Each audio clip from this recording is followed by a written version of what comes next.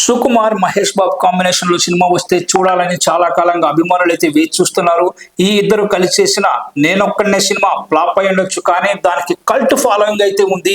ఆ సినిమాని ఇంకాస్త బాగా తీసుంటే నెక్స్ట్ లెవెల్లో ఉండేదని ఇప్పటికీ బాధపడుతుంటారు సుకుమార్.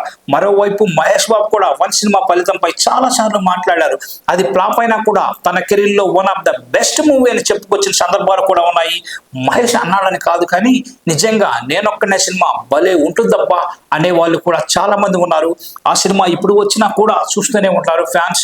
అందుకే ఈ కాంబినేషన్ లో మరొక సినిమా పడితే బాగుండని ఎప్పటికప్పుడు కోరుకునే వారు కూడా ఉంటారు. అన్ని అనుకున్నట్లు జరుగుంటే ఈ పాటికి మహేష్ బాబు సుక్కు కాంబినేషన్ లో రెండో సినిమా వచ్చి 3 ఏళ్ళు అయి ఉండేది. పుష్ప కంటే ముందే మహేష్ బాబుతో సినిమా అనౌన్స్ చేశాడు లెక్కల మాస్టర్. అప్పట్లో ఈ ఇద్దరు కలిసి అనౌన్స్ చేసిన సినిమా అనుకోకుండా ఆగిపోయింది. అప్పుడే పుష్ప లైన్ లోకి వచ్చాడు. అలా అర్జున్ పాన్ ఇండియా హీరో అయిపోయాడు. ఈ గ్యాప్ లో అనిల్ రావిపూడి, పరశురామ్, త్రివిక్రమ్ లాంటి దర్శకులతో పనిచేశాడు మహేష్ బాబు. ఇక పుష్ప 2 తర్వాత సుకుమార్ రేంజ్ ఎలా పెరిగిందో మనం అర్థం చేసుకోవచ్చు. ఎలాంటి టైంలో కానీ మహేష్ బాబు సుక్కు సినిమా పడితే అంతకంటేనా అంటున్నారు మహేష్ బాబు అభిమానులు. ఇప్పుడు ఈ టాపిక్ ఎందుకు వచ్చిందనుకుంటే, తాజాగా సుకుమార్ భార్య తబితా సుకుమార్ నిర్మించిన గాంధీ తాత చెట్టు ట్రైలర్ ని మహేష్ బాబు విడుదల చేశాడు.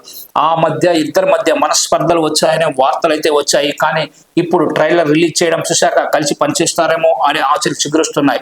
అయితే ఈ కాంబో ఎక్స్పెక్ట్ చేయాలంటే కనీసం 3 ఏళ్ళు ఆగాల్సింది. ప్రస్తుతం రాజమౌళితో సినిమా కమిట్ అయ్యాడు మహేష్ బాబు. మరోవైపు రామ్ చరణ్ తో సినిమా చేయబోతున్నాడు సుకుమార్.